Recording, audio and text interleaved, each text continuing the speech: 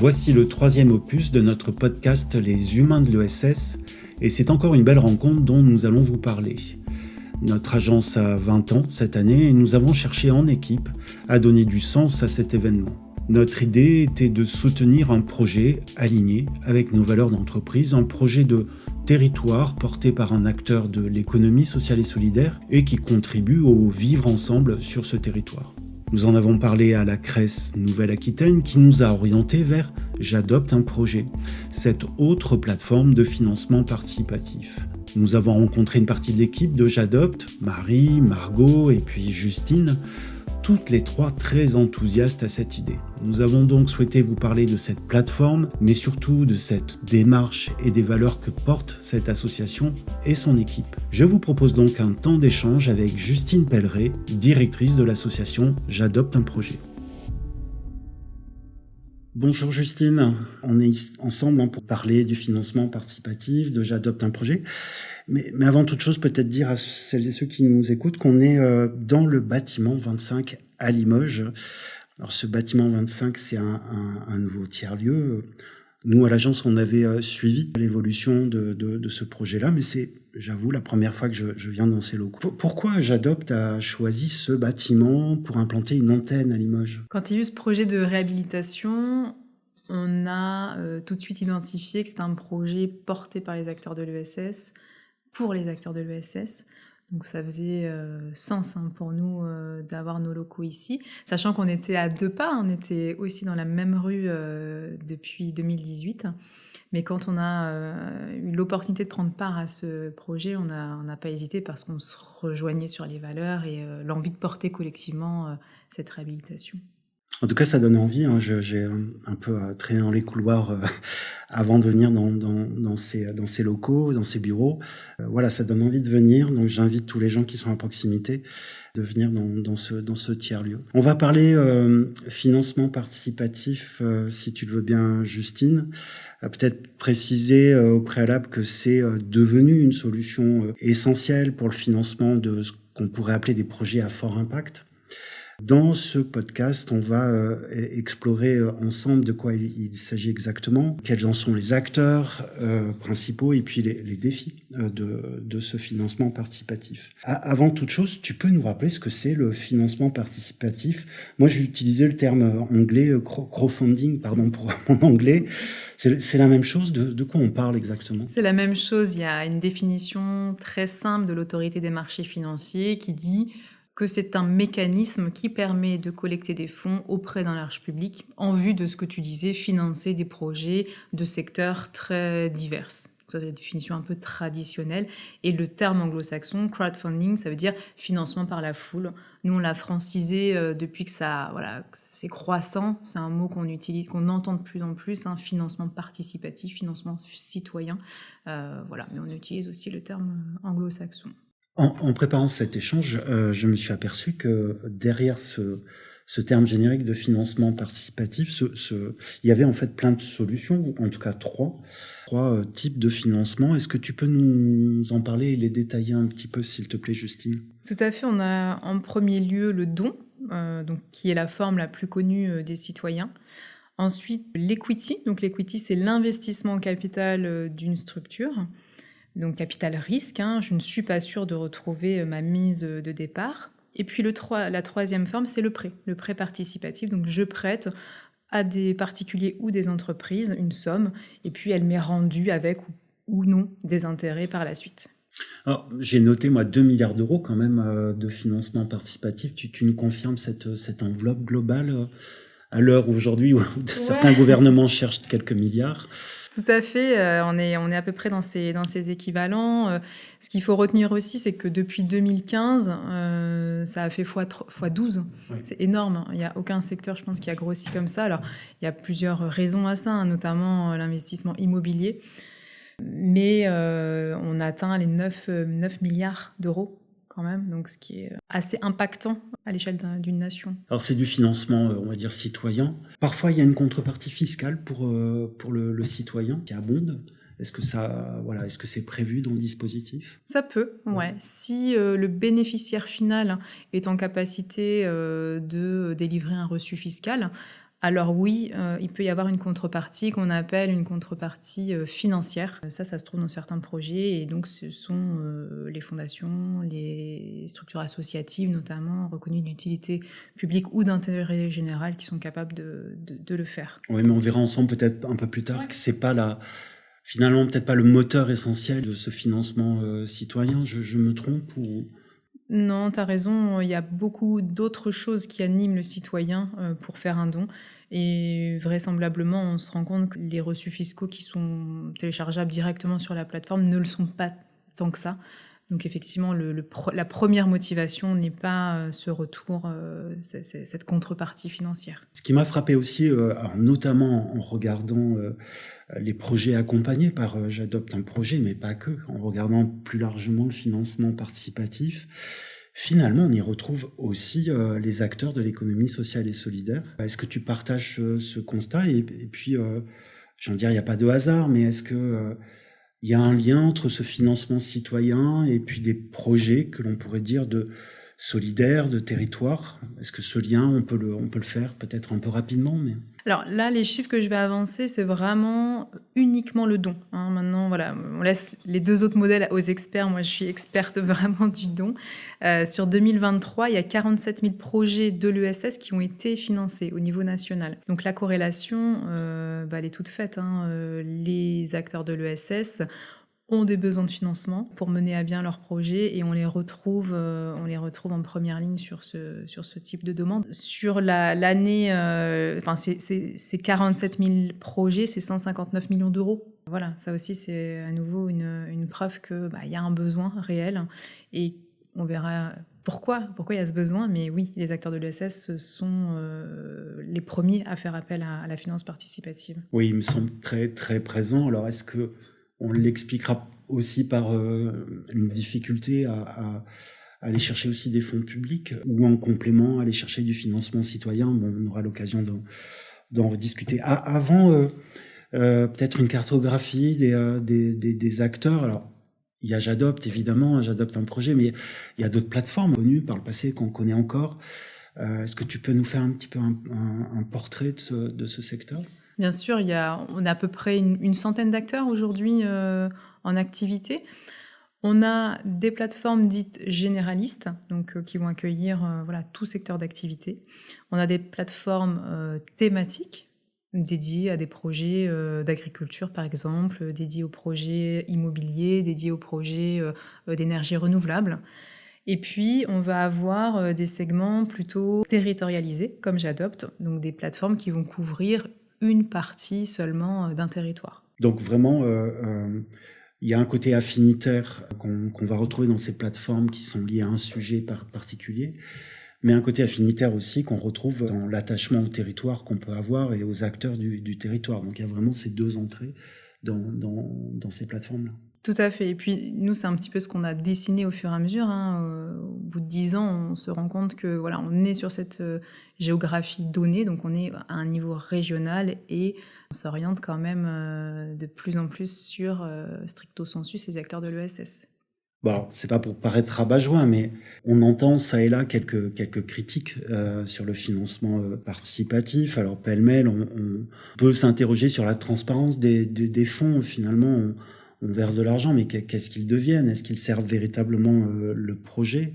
Un côté aussi de dépendance aux outils de communication. Et puis, mais on y reviendra aussi ensemble, cette saturation des projets, parce que est-ce que finalement le financement participatif n'est pas victime aujourd'hui de son succès, avec une forme de fatigue, de lassitude aussi de ces sollicitations diverses et variées par les plateformes? Je pense que la première des critiques, et qui est normale, c'est sur la transparence des fonds. Il y a tellement eu de scandales d'associations qui ont collecté des millions et des millions d'euros sans qu'il y ait jamais un euro reversé pour la cause en elle-même, que bien évidemment les citoyens doivent se poser cette question. Je pense que là, il faut se la poser. Ils doivent se la poser. Donc la transparence et la traçabilité, la finance participative leur offre c'est-à-dire qu'ils vont eux-mêmes typer un projet. Donc voilà, on rentre aussi dans cette transparence plus auprès d'eux.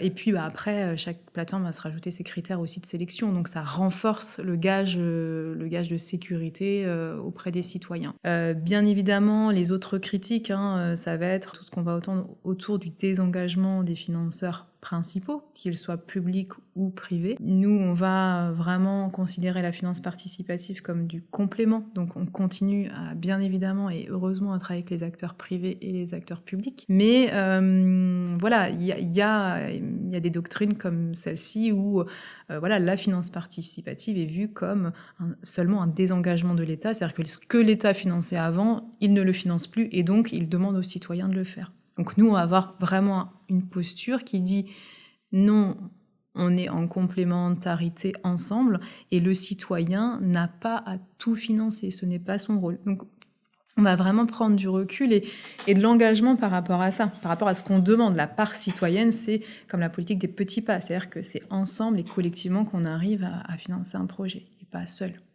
Est-ce que ça n'est pas justement la clé pour libérer la créativité des porteurs de projets, favoriser l'innovation, là où parfois on aurait du mal à rentrer dans certains carcans administratifs pour demander du financement public? En complément, ça nous permet aussi de développer des projets qui n'auraient pas vu le jour sans ce financement citoyen. Tout à fait, il y a beaucoup de projets qui sont au stade de l'émergence, qui trouvent dans le financement participatif une première soupape en fait, que ce soit pour de la R&D, que ce soit pour des premiers prototypes, etc. Il faut savoir que ce type de projet a du mal à trouver des financements classiques, parce qu'ils sont encore à une étude, un postulat expérimental. Donc oui, la finance participative, elle va, par exemple, répondre à ce type de projet. Après, nous, l'innovation, on la voit aussi sur les modèles économiques, c'est-à-dire qu'on a des projets qui avaient des modèles économiques innovants, qui n'étaient pas suivis par les banques parce que il n'y avait pas de recul, il n'y avait pas le savoir-faire en interne n'était pas là, et du coup, il y avait un manque de confiance sur le modèle économique et son équilibre.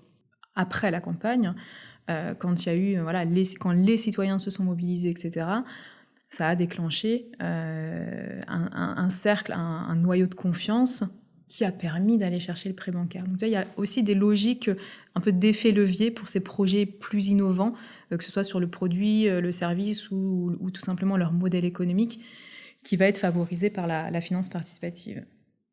Bon, Justine, on va parler de J'adopte un projet parce qu'on est réunis pour en parler. Alors juste avant de commencer, j'adopte un projet, j'adopte un mec, il y a un lien ou pas du tout? C'est une des questions que j'ai eues à mon entretien d'embauche il y a 10 ans, où on m'a dit « Est-ce que c'est osé ou qu'est-ce que vous en pensez ?» Bon, j'avais dû faire une réponse un peu à la Suisse, genre je me prononce, mais... Mais oui, je crois que pour les fondateurs, c'était un peu faire un peu un pied de nez aussi à ce site qui avait des millions et des millions d'abonnés, en disant nous aussi, en fait, on peut devenir un site de finance participative un peu sexy, voilà. En tout cas, c'est bien joué parce que en termes de communication, on retient vite le nom, donc c'est très chouette. C'est une plateforme régionale qui se distingue des autres, alors par une approche locale, tu en as parlé tout à l'heure. Un focus sur le SS, puisque si j'ai bonne mémoire en lisant les notes qu'on a préparées ensemble pour ce podcast, à peu près les 2/3 des projets sont issus de l'ESS. Parce que ce sont les deux principaux critères, mais il y en a sans doute d'autres qui distinguent J'adopte des autres plateformes. On va, si tu le veux bien, plonger dans l'histoire, les particularités, le modèle économique de J'adopte. Est-ce que tu peux nous raconter cette histoire? Pourquoi cette initiative est née sur notre territoire? Il faut remonter 10 ans en arrière, même presque 11 ans en arrière. On a autour de la table des acteurs de l'ESS qui habituellement font quelques actions pendant le mois de l'ESS ensemble. Et puis, il y a des hypothèses lancées, pourquoi on n'aurait pas un nouvel outil, à l'époque sur le Poitou-Charentes. De fil en aiguille, ils en arrivent à faire une étude en fait expérimentale qui vise à démontrer si oui ou non la finance participative à l'échelle régionale a un intérêt. Parce que les outils nationaux sont déjà connus, ça commence à se répandre. Et puis, quand, l'étude elle est, publiée à l'Observatoire régional de la Cresse, ils se rendent compte que tous les feux sont au vert, qu'il y a pas d'équivalent, c'est-à-dire, une structure, associative qui exerce une activité en finance participative, ça n'existe pas. Et ils se laissent à penser que, en fait, on pourrait, tout à fait, innover dans ce secteur-là, que c'est possible, à côté de tous ces ces grosses plateformes. Et l'histoire, elle naît comme ça. Et puis, bien évidemment, elle répondait à 2 constats, en fait, qui étaient récurrents dans le secteur. Le premier, c'était les citoyens épargnants qui se demandaient comment leur épargne, elle transitait, qu'est-ce qu'elle faisait, en fait, tout simplement. Donc là, on en revient aux questions de transparence qu'on évoquait tout à l'heure. Et puis le deuxième postulat, c'est ces acteurs accompagnaient déjà sur le volet financier des porteurs de projets, mais avaient toujours des difficultés à boucler le plan de financement. C'est pour répondre à ces 2 postulats qu'ils se sont mis en mouvement et qu'ils ont créé la plateforme J'adopte. Alors, j'entends l'initiative d'acteurs du territoire. Ça me semble un élément fort dans l'histoire de J'adopte. Est-ce qu'il y a d'autres particularités aujourd'hui, quelques années plus tard, qui distinguent J'adopte des autres plateformes de financement participatif ? Je l'ai évoqué, c'est vraiment un projet collectif avec une gouvernance partagée. Voilà, donc ça induit que notre équipe est au cœur de cet écosystème d'accompagnement du financement. Et on est une petite équipe, on est 4, mais on est 4 sur des territoires différents. Poitiers, Limoges, La Rochelle, Bordeaux. Donc voilà, on est vraiment ancré dans ce territoire et avec les partenaires de l'écosystème en place. Alors, il y a aussi quelque chose qui me semble fort dans la solution J'adopte, si je puis dire, c'est l'accompagnement des porteurs de projets. J'ai envie de dire, vous n'êtes pas simplement une plateforme où transitent des fonds. Il y a une vraie démarche vis-à-vis des porteurs de projets. Est-ce que tu peux nous en dire plus ? C'est-à-dire comment, de l'émergence du projet à le point final de la campagne, de la démarche, comment ça se passe pour un porteur de projet ? Il y a beaucoup de faux semblants sur la finance participative. Donc notre rôle en tant qu'accompagnatrice, parce qu'on n'est que des femmes, donc je vais dire accompagnatrice, c'est de démystifier tous ces faux semblants. Donc on va partir d'un format d'accompagnement assez classique finalement. On découpe en fait toutes ces idées, toutes ces idées reçues pour que chaque porteur de projet puisse avoir le même bagage de compétences pour mener sa campagne. Donc par exemple, on va l'accompagner sur le choix des contreparties, sur l'objectif, sur les images, l'angle qu'il va choisir aussi pour présenter son projet. Ça, c'est la partie, je veux dire, un peu facile de préparation et de sa page. Et puis, à côté de ça, il va y avoir toute une montée en compétences sur les éléments de communication. Puisque il va falloir animer la campagne, il va falloir créer des outils, pas créer des outils, mais en tout cas rédiger des messages différents, parce qu'on ne s'adresse pas de la même manière à notre entourage très proche comme à des futurs partenaires. Donc voilà, notre objectif, c'est vraiment de leur faire comprendre toute la complexité d'une campagne et de les outiller au maximum pour qu'ils puissent mener sereinement la campagne de financement participatif. Justement, pour le porteur de projet, est-ce que ça n'est pas un peu frustrant si je peux me permettre, de venir à la rencontre d'un des collaboratrices de J'adopte avec un projet qui est déjà bien ficelé dans sa tête? Ça fait des mois qu'il ou qu'elle réfléchit à ce projet-là, donc avec des éléments de langage, une façon de présenter ce projet, et puis quelque part, vous venez lui dire il faudrait en parler différemment. Est-ce que c'est pas un peu déstabilisant pour le porteur de projet ?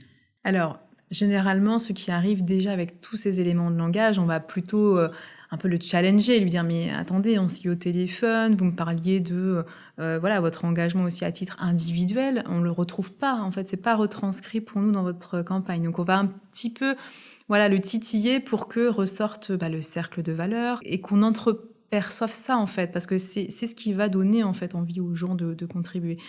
Donc voilà, on a ce petit côté un peu challengeant. Et après, on ne va pas revenir par contre sur le projet. Ça, c'est vrai que c'est le travail de nos partenaires qui ont fait toute cette partie accompagnement, qui ont travaillé avec eux sur le modèle économique, etc. Nous, on arrive vraiment à la dernière strate sur le plan de financement et la recherche de fonds. On ne va pas tout déconstruire avec lui non plus. Mais certains sont heureux finalement de voir que le discours d'un business plan, ce n'est pas le même qu'une campagne de financement participatif. On ne parle pas aux mêmes personnes. Les citoyens n'ont pas envie d'entendre des choses qu'on donne pour rassurer des financeurs, par exemple. Donc, je pense que ça a un rôle un peu de... Ça peut être déconcertant, mais je pense qu'ils en ressortent assez positif sur la démarche. Et finalement, est-ce que le cas le plus fréquent, ça n'est pas le porteur de projet qui a une super idée, un super projet, mais il ne sait pas en parler? Est-ce que c'est pas ce cas-là qui est le plus fréquent?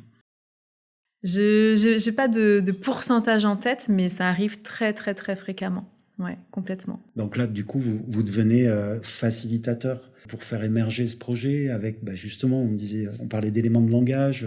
Donc c'est rassurant finalement pour le porteur de projet. Mais j'espère qu'après cet accompagnement, il se dit qu'il a compris la notion de communication, de stratégie de communication, parce que faut pas se leurrer en fait, il est porteur d'un projet, mais il est à la fois chef d'entreprise, communicant, à la production, c'est le logisticien aussi parfois.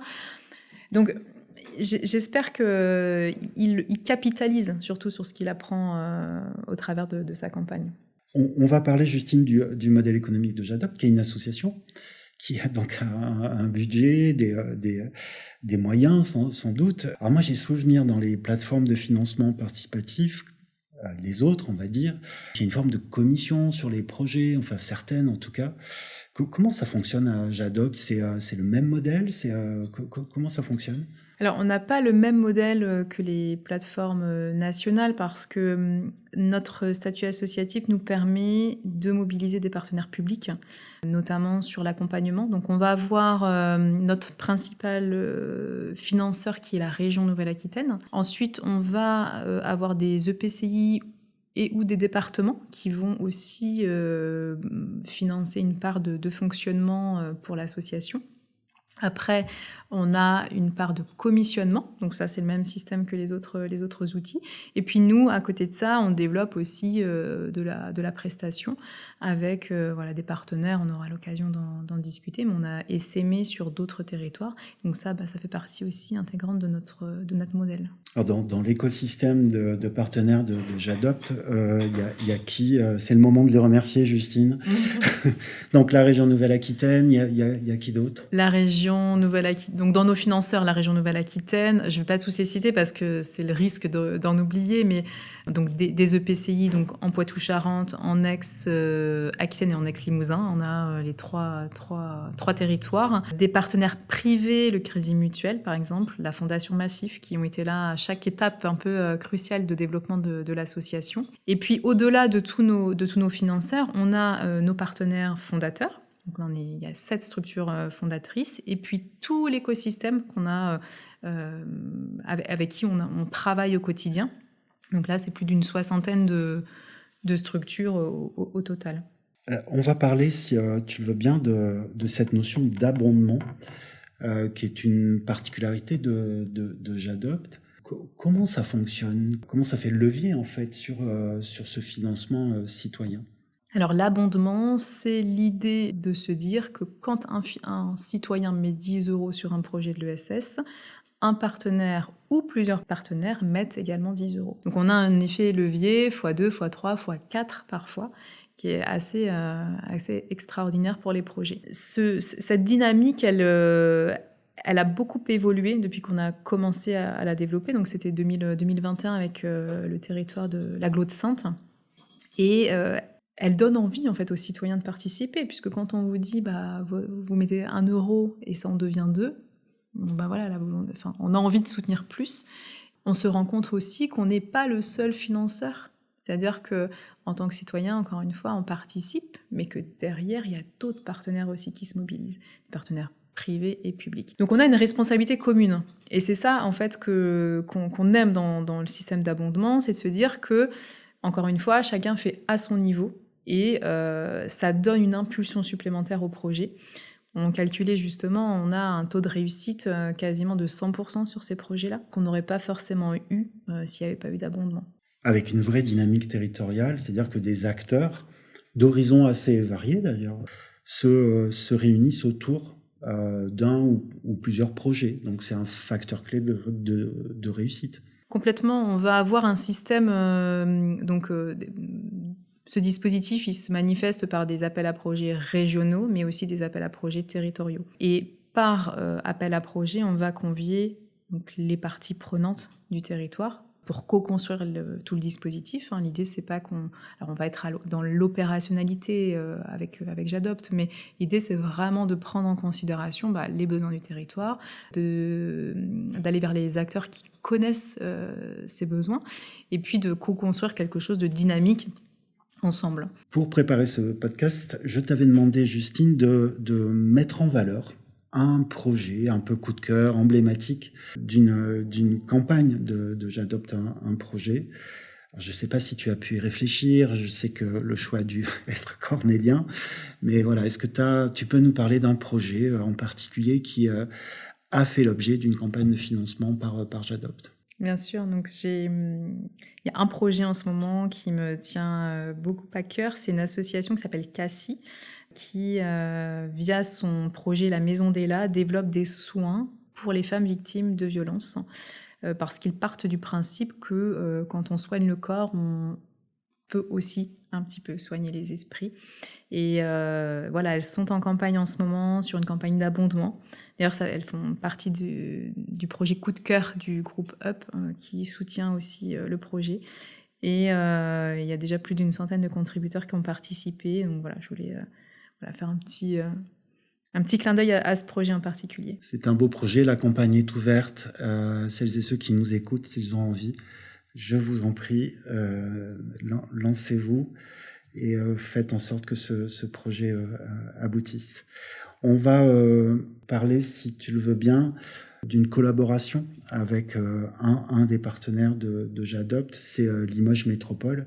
Et à travers cette collaboration, voir concrètement comment se déroule une campagne. Cette collaboration, elle a permis de financer plusieurs initiatives locales grâce au mécanisme dont tu nous as parlé tout à l'heure, l'abondement participatif. On va explorer donc maintenant un petit peu plus le déroulement d'une campagne, de ses résultats. Mais avant toute chose, est-ce que tu peux nous parler de cette collaboration avec Limoges Métropole ? Comment elle est née, d'où ça vient ? Alors, je disais, J'adopte, c'est un projet collectif. On est donc adhérent de la CRES. La CRES fait partie de notre gouvernance aussi. Et un beau jour, on s'appelle et on commence à me dire, mais il y a des fonds de revitalisation sur Saintes. Faut qu'on aille chercher, faut qu'on explore la piste. Donc voilà, on fait les rendez-vous, on fait quelques rendez-vous avec les chargés, le cabinet qui est chargé en fait de ces fonds de revitalisation. Et puis rapidement, on comprend qu'en fait c'est sur Saintes et Limoges, parce que c'est le groupe COP Atlantique qui dessert ces fonds.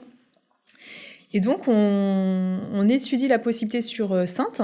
On fait un premier appel à projet avec 4 projets et les acteurs sont hyper contents du résultat, ils sont satisfaits et on décide de dupliquer sur Limoges. Donc le premier dispositif à Limoges, c'est grâce à ces fonds de revitalisation de COP Atlantique et de la participation de Limoges Métropole sur les campagnes. Donc ça sera notre première édition. Bon, on va parler maintenant d'une campagne, alors pas forcément avec Limoges Métropole, mais de manière générale pour peut-être mieux comprendre les différentes étapes de cette campagne, de l'émergence, l'identification des projets, au suivi finalement des porteurs de projets. Est-ce qu'il y a des grandes étapes comme ça qui jalonnent une campagne de financement ? Bien sûr. Une campagne de financement participatif, c'est un peu comme une course de fond. On a toute la phase préparatoire. Donc là, c'est le choix de mes visuels, le choix de mes contreparties, mes textes, etc. On a la deuxième phase qui va être liée à l'animation. Donc là, en fait, on n'est plus dans la phase d'écrassage et préparation. Là, on rentre dans le vif du sujet et on a 45 jours pour atteindre un objectif. Donc toute cette phase d'animation, elle va nécessiter différentes relances.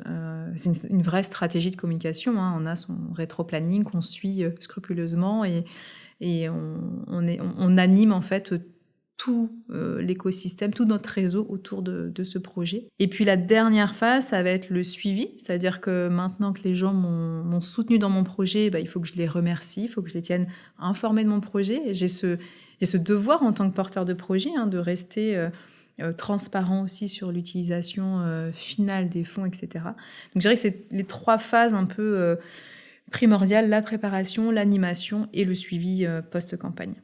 Alors l'année dernière, la première campagne, donc avec Limoges Métropole, s'est déroulée. Quel enseignement on peut tirer de cette campagne? Combien de projets? Qu'est-ce que ça a permis sur ce territoire? On peut en conclure que Limoges Métropole est un territoire très riche, que les acteurs de l'ESS y sont présents dans des secteurs très divers. Sur les 7 projets lauréats, on a eu un projet tiers-lieu, un projet dans l'alimentation, l'éducation populaire, la culture. Voilà, on est vraiment dans un territoire où c'est fertile en tout cas, il y a du projet. Et sur ces 7 projets, ça a permis de collecter 70 000 € pour l'ESS, donc pour le développement de l'ESS.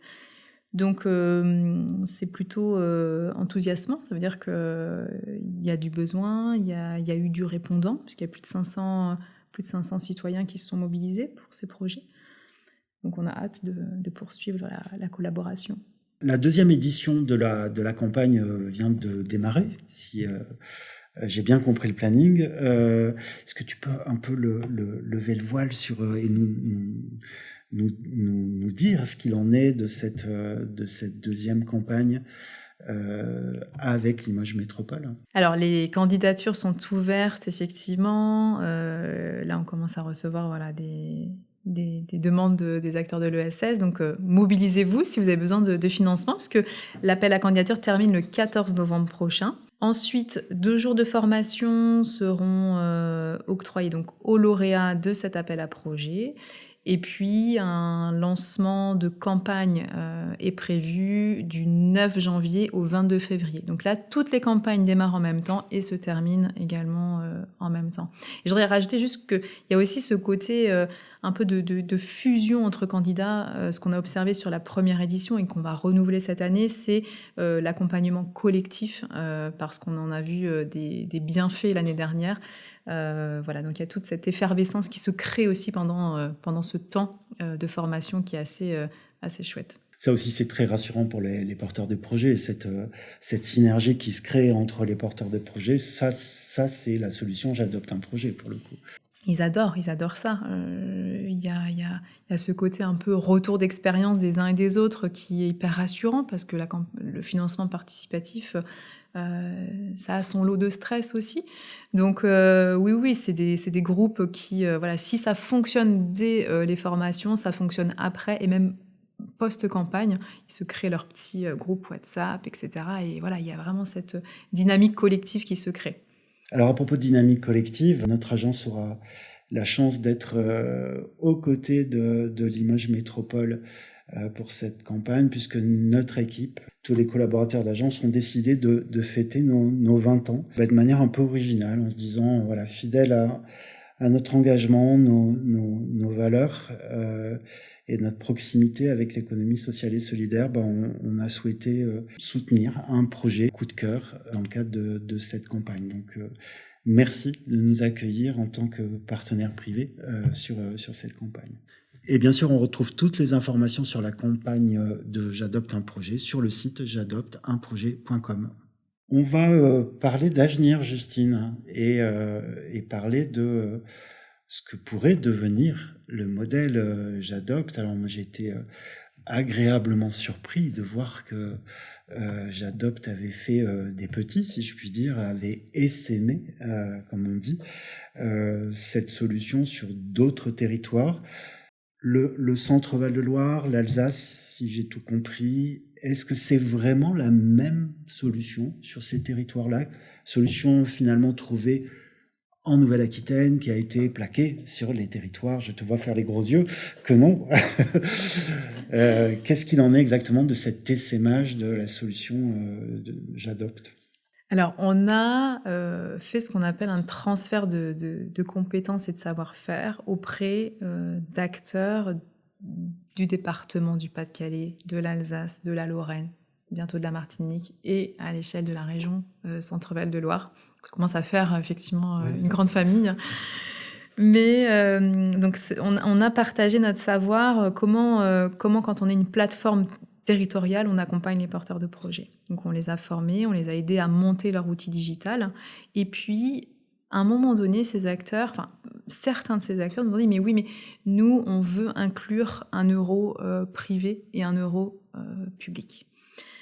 Donc en fait, l'outil digital, il a été un peu modelé, il a été fait sur mesure pour eux. On s'est adapté à leurs envies d'activité. Et puis, de fil en aiguille, ça a donné lieu à celle en Centre-Val de Loire, donc Effervescence, qui a calqué sur le modèle de l'Alsace.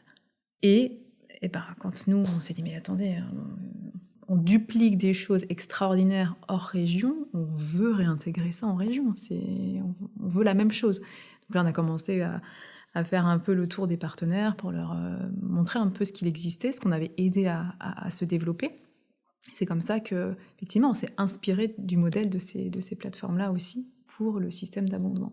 Ça fait partie des nouveaux métiers de J'adopte, d'aller proposer cette démarche, cette réflexion de territoire aux autres territoires. Ça, c'est un nouveau métier.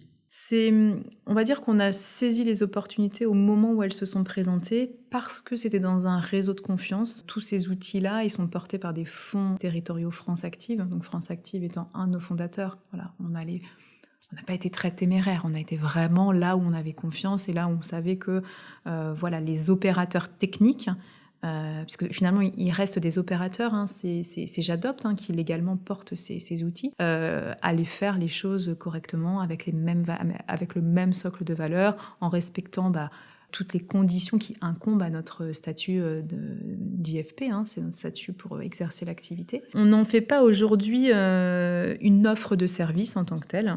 Par contre, on veut structurer déjà le réseau existant avant de voir des possibilités de développement. On a vu ensemble que J'adopte donc avait essaimé cette solution, comme je l'appelle, sur d'autres territoires. Y a-t-il d'autres perspectives de développement de J'adopte un projet dans les années qui viennent? C'est quoi, Justine, ces tendances lourdes, ces défis qu'il va falloir relever dans les années qui viennent? Alors on a un défi majeur, je dirais, celui de notre statut. Ça fait longtemps qu'on se questionne sur un statut coopératif parce qu'on aimerait intégrer peut-être une dimension d'investissement pour les projets de l'ESS, donc par le biais d'une SIC qui prendrait elle-même part au capital de ces structures. On va peut-être juste rappeler ce qu'est une SIC rapidement, Justine. C'est une société coopérative d'intérêt collectif. Donc autour de la table, il y a les coopérateurs, mais dans ces coopérateurs, il y a des partenaires publics. Tout à fait. Il y a différents collèges et on peut retrouver dans ces collèges notamment des financeurs publics. Donc là, plus pour de l'investissement, Ouais, en fait, il manque en fait un outil financier aujourd'hui. C'est de l'apport en capital pour des montants allant de 30 à 50 000 euros. On a des outils qui peuvent financer beaucoup plus, mais c'est pas toujours ce dont ont besoin les structures de l'ESS. Donc, à la création, déjà en 2014, ces questions ont été posées. On n'a pas poursuivi parce que il y a une grosse levée de fonds à faire derrière. Mais la gouvernance se retrouve bientôt pour, disons, c'est un peu le moment de remettre un peu les cartes sur table et de savoir si on est toujours en adéquation avec le projet associatif de départ et ce que ça peut impliquer derrière en termes de gouvernance, en termes de développement, etc. Avec toujours le même principe du financement citoyen et en complément d'autres partenaires habituels, on va dire, de ce type d'opération. Toujours, oui, en gardant bien évidemment toute la dimension don, peut-être en allant voir si un outil comme ça pourrait servir au territoire. Il ne se passe pas une journée sans que on me parle ou je parle de l'intelligence artificielle, cette fameuse IA qui nous fait beaucoup parler, en tout cas en ce moment.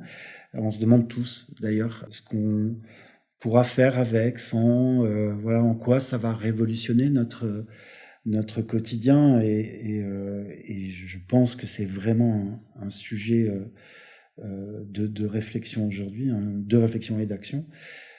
Et pour J'adopte, est-ce que finalement l'IA viendra aussi percuter le quotidien de J'adopte, et en quoi, à ton avis? Mais je pense qu'on est un peu tous dans cette réflexion de savoir comment cette techno va peut-être nous servir dans nos structures. Nous, on a déjà commencé à tâtonner le chatbot, comment le rendre un peu plus performant sur le site, etc. Donc ça, je dirais que c'est un peu notre premier pas vers l'IA.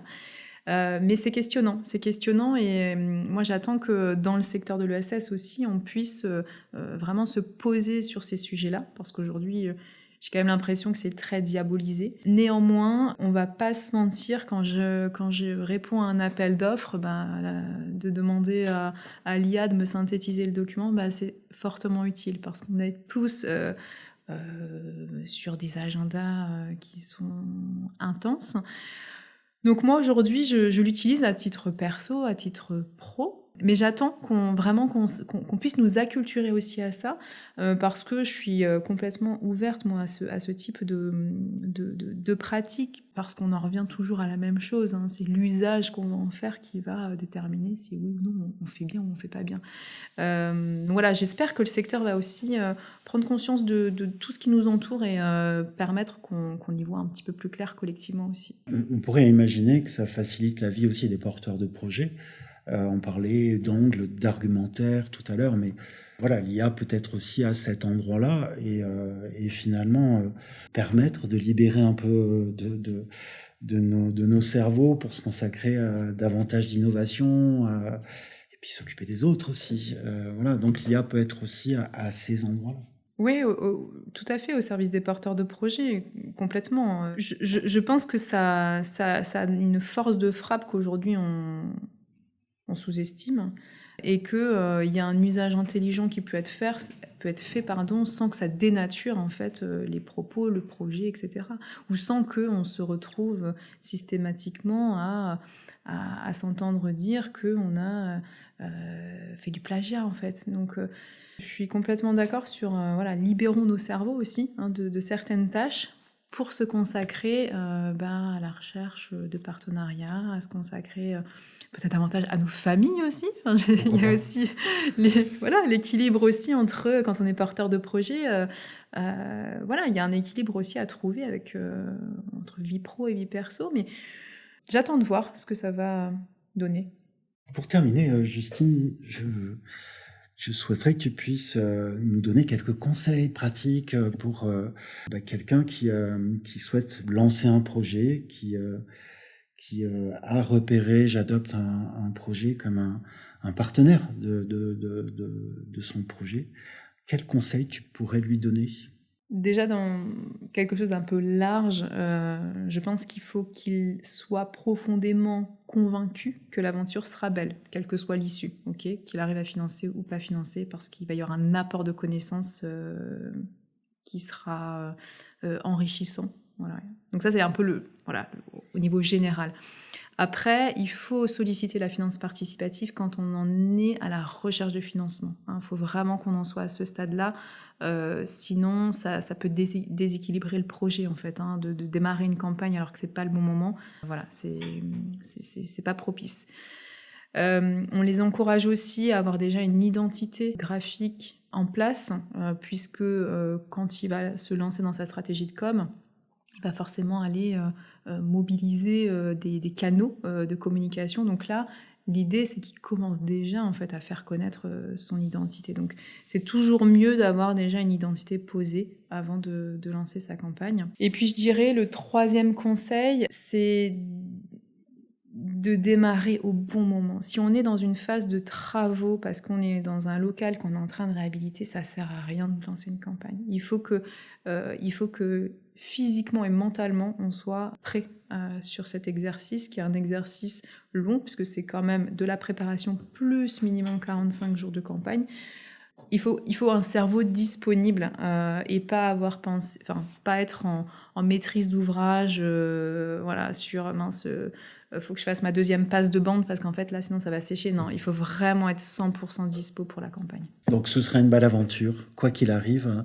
Mais il y a un temps pour tout et faut être libre dans tous les sens du terme pour se lancer dans cette belle aventure. Ouais, sinon ça crée de la frustration. Parfois, des campagnes qui se terminent où les porteurs de projets sont épuisés, mentalement je veux dire, et ça on veut surtout pas. Donc on essaye d'être très très vigilante sur l'état d'esprit dans lequel le porteur de projet est au moment où il lance sa campagne. C'est primordial. Par ailleurs, est-ce que tu auras envie de passer un message aux citoyens qui regardent ça avec bienveillance, aimeraient s'investir, mais n'osent peut-être pas franchir le pas encore? Est-ce qu'on peut parler de ces gens qui veulent finalement participer à la dynamique sur un territoire? Quel message on peut leur faire passer? Mais je pense qu'il faut prendre conscience que l'économie, c'est pas juste à Bercy que ça se passe. L'économie, c'est l'économie territoriale. Qu'on a des leviers d'action en tant que citoyen, même si c'est des petites sommes.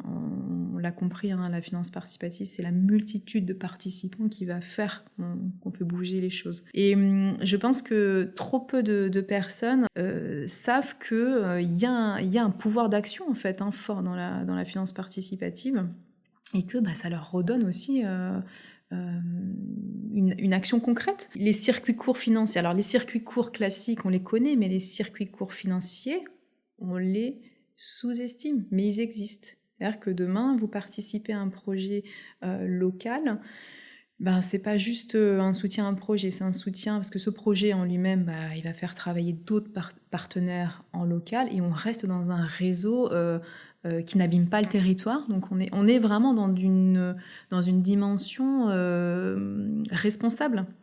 Et ça relève pour moi aussi de tout ce qu'on appelle aujourd'hui la responsabilité territoriale, c'est-à-dire comment je fais dans un rayon donné, comment je prends soin du vivant, comment je prends soin de mon territoire. Donc j'aimerais que en fait, cette conscience, elle soit partagée par les citoyens qui la sous-estiment, je pense, trop peu. C'est une belle façon finalement de reprendre pouvoir sur sa vie, son destin, son futur, que de contribuer même modestement à un projet tel que soutenu par J'adopte un projet. Exactement, même modestement, en fait, ça participe à un territoire plus solidaire, plus en phase aussi avec les grands enjeux de ce monde. Merci Justine. Merci.